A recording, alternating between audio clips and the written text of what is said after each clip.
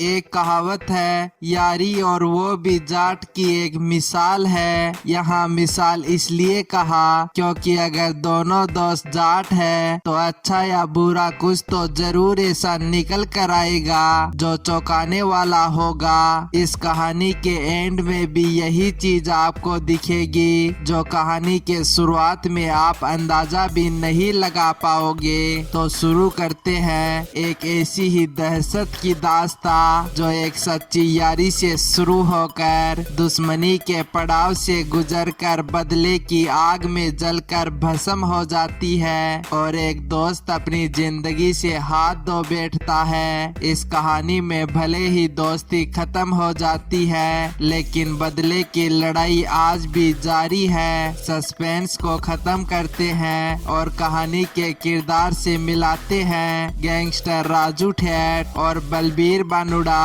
राजू ठेठ और बलबीर बानुड़ा दोनों ही शेखावाटी के सीकर जिले से आते हैं। राजू ठेठ का ठेठ गांव है और बलबीर बानुड़ा का बानुड़ा गांव। इसके अलावा दोनों में एक और कॉमन बात है, दोनों ही जाट जाति से आते हैं। कहानी की शुरुआत आज से करीब 25 साल पहले यानी साल 1997 में शुरू होती है जब राजू ठेठ सीकर की एसके कॉलेज का स्टूडेंट था और बलबीर बानुड़ा डेयरी में दूध बेचा करता था। इसी दौरान इन दोनों की मुलाकात होती है और जल्दी यह मुलाकात एक सच्ची यारी में बदल जाती है। अब दोनों ने साथ में जीण माता के पास एक ठेका लिया और शराब का कारोबार शुरू किया।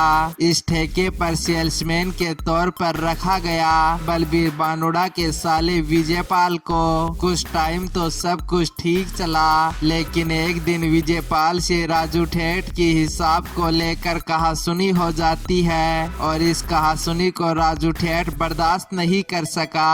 अब साल आया 2005 का। राजू ठेठ और बलबीर बानुड़ा की दोस्ती का दी एंड और दुश्मनी की शुरुआत का कारण राजू ठेठ ने बलबीर बानुड़ा के साले विजयपाल की हत्या कर दी। विजयपाल की हत्या के बाद शेखावाटी में दो गैंग बन गई, एक राजू ठेठ की गैंग और दूसरी बलबीर बानुड़ा की गैंग। बानुड़ा गैंग का अब एक ही मकसद था, बदला लेना।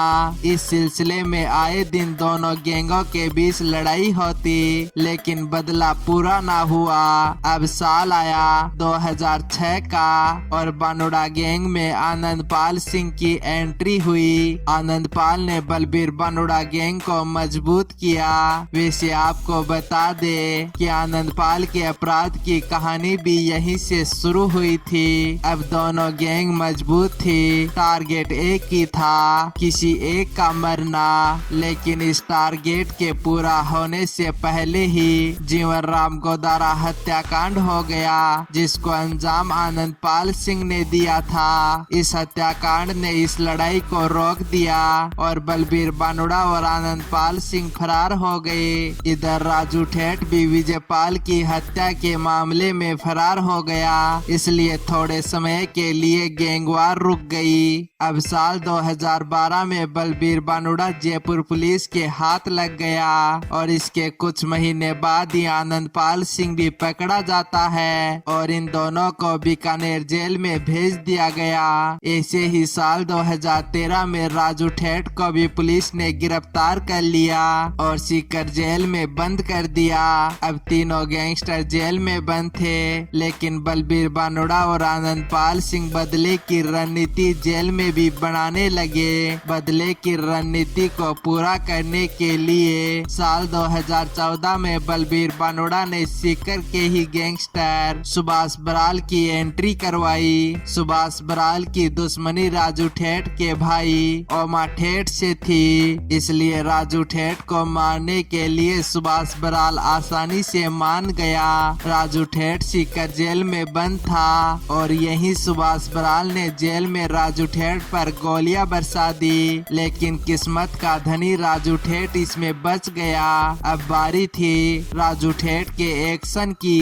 बलबीर बानुड़ा और आनंदपाल को बीकानेर जेल में ही मारने की प्लानिंग राजू ठेठ ने तैयार की और प्लान को पूरा करने के लिए अपने करीबी ओमा ठेठ और जयप्रकाश उर्फ जेपी ठेठ को तैयार किया। अब प्लान को अंजाम देने के लिए ओमा ठेठ और जेपी ठेठ दोनों बीकानेर जेल पहुंच गए और जिस बैरक में आनंदपाल और बलबीर बानुड़ा बंद थे उसे गोलियों से भून दिया। इस फायरिंग में आनंदपाल सिंह तो बच गया लेकिन बलबीर बानुड़ा मारा गया। इस बदले की लड़ाई में राजू ठेठ का बदला तो पूरा हो चुका था लेकिन बलबीर बानुड़ा अपने बदले की आग को नहीं बुझा पाया। यहाँ दोनों दोस्तों की कहानी तो खत्म हो चुकी थी लेकिन बदले की लड़ाई आज भी जारी है। भले ही बलबीर बानुड़ा और आनंदपाल अब नहीं है लेकिन इस लड़ाई को जारी रखने और अपने पिता का बदला लेने बलबीर बानुड़ा का बेटा इस अपराधी दुनिया में कूद आया है।